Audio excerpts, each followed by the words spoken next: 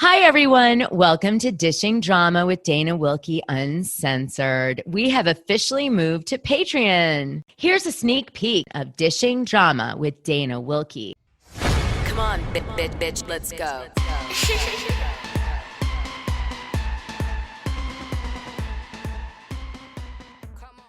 Well, it's official.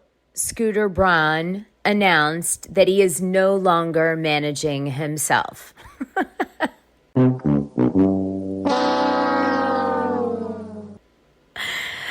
Yes, you guys have probably heard the news that, literally has been everywhere, which is that several people in Scooter Braun's group that he managed are departing. I knew he would sell my music. I knew he would do that. I couldn't believe who he sold it to because we've had endless conversations about Scooter Braun, and he has 300 million reasons to conveniently forget those conversations. Now, could you re-record? Oh, yeah. Might you do that? Oh, yeah. That's a plan? Yeah, absolutely. And it's been a slow exodus away from Scooter Braun for some time. I think a lot of that has to do with his interactions with Hybe, which now he's CEO of Hybe America.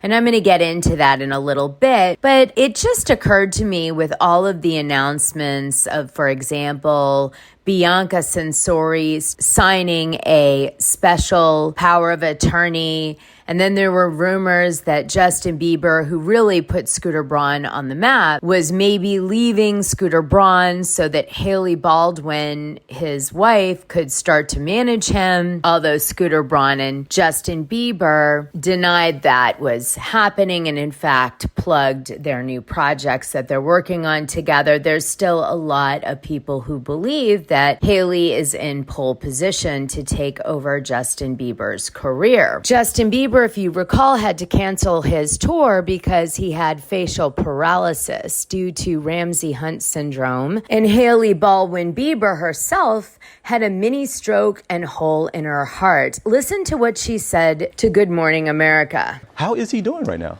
He's doing really well. He is getting better every single day.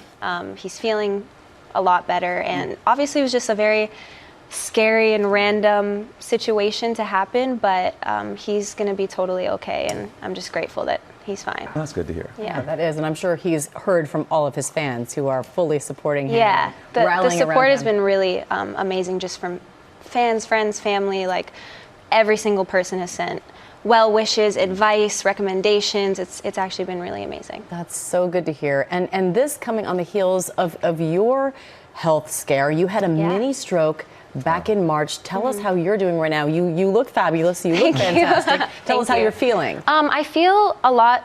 Well, I feel a lot better after that situation. I feel good. I had a procedure done to close this hole in my heart, and I'm just giving my body the time to heal and recover.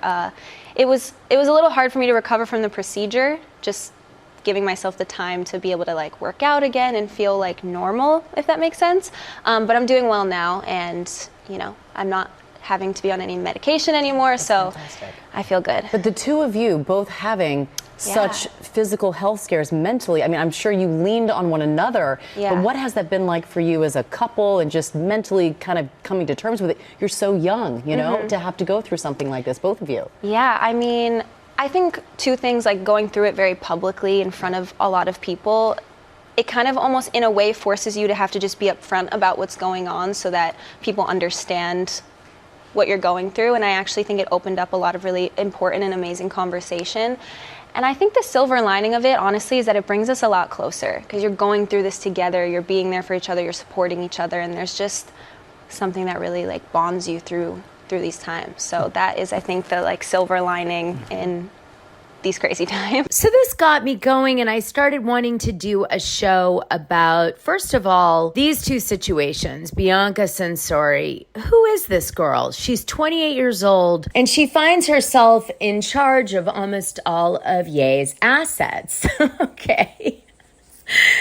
That's a funny place to find yourself, really. Kanye West's, special power of attorney person. Anyway, let me tell you a little bit about her, Bianca Censori. She comes from Australia, right? She's 18. She starts a jewelry company in Melbourne called Nyland's Jewelry. This is her company. She designs the jewelry.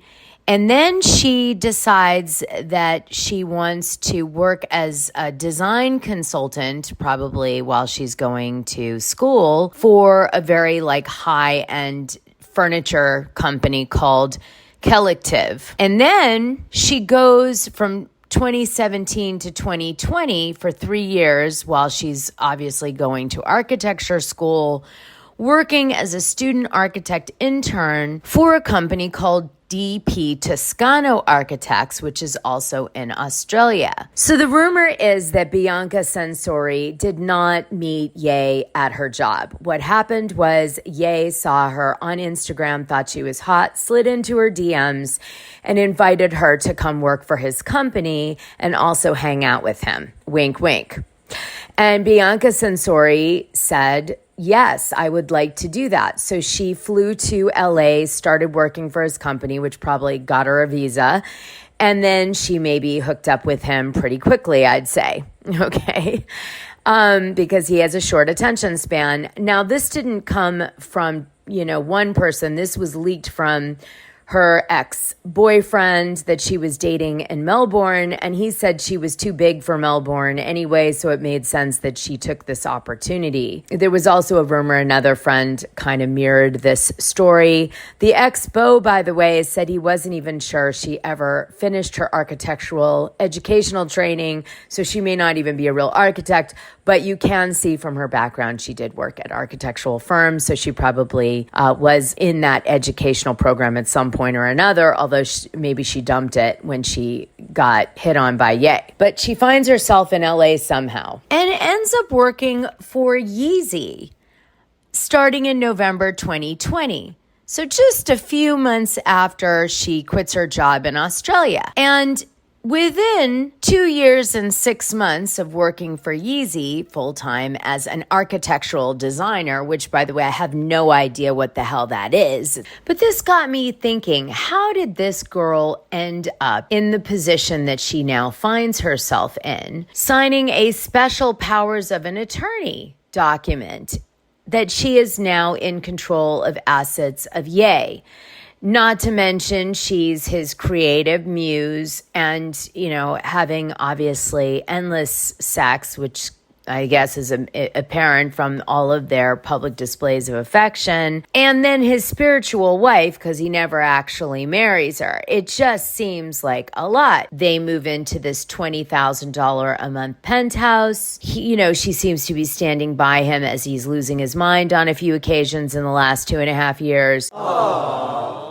And I just am like, how does this happen? What is really happening here? And I'm going to tie all of the stories that I'm going to tell you on today's show back to Scooter Braun and the circumstances he finds himself in right now. Now, you may also be getting very confused at this point because, wait, isn't everybody reporting that Bianca Censori is also a model? Here, let me read you something from the U.S. Sun. Bianca Censori has 2 sisters. One is Alicia, who works as a nurse and has a son in Brisbane, Australia, and Angelina, who works as a model, like Bianca. Well, I'm so confused. Is she a model or an architect? And there is something very single white female movie premise about Bianca Censori, let's face it. An ad for a roommate brought a stranger into Allison's life. Someone beautiful on you. Who shares. Well, it's kind of fun having a girlfriend again. Someone. Do you guys know when you'll be back? No, it's kind of an anniversary tonight. Really? Who cares. Where the hell have you been? Making me feel like I'm 16 years old here. Someone who borrows. I've got a surprise for you. You've got to be kidding. I love myself like this. It was like looking at myself. It was scary. Someone who steals. Hey, sleepy guy. Allie? No, not Allie. someone who would kill to be her. She starts out looking exactly like Kim Kardashian, Ye's ex-wife. She comes on the scene and Kim Kardashian is still trying to communicate with Ye directly. He buys a house across the street from hers. His plan is to tear it down. I think he buys it for $4.5 million and it's like a junker. And he's going to tear down this big estate and build, a dream house to be close to the kids. Well, as soon as Bianca comes on the scene, that gets destroyed. In addition, I understand that Bianca starts to intercept all the phone calls that Kim makes to Ye. He does not want to speak to Kim Kardashian anymore. His attitude was that he believed at one point that Kris Jenner and Kim Kardashian may be trying to put him into a conservatorship. As he described it, they showed up at some meeting or something with a doctor or two doctors, and they were trying to have him evaluated, which could put him in a position where they might have been able to take his assets in a conservatorship by proving that, he lost his mind, which is supposedly one of the reasons that he retreated to Wyoming so he wouldn't have to interact with them directly, and because, frankly, he was afraid. And rightfully so, because there's people like Lou Taylor in their space that they're doing business with. And Lou Taylor is famous for being the person who initiated the idea of a conservatorship when it came to Courtney Love, potentially Lindsay Lohan, and actually pulled it off with Britney Spears.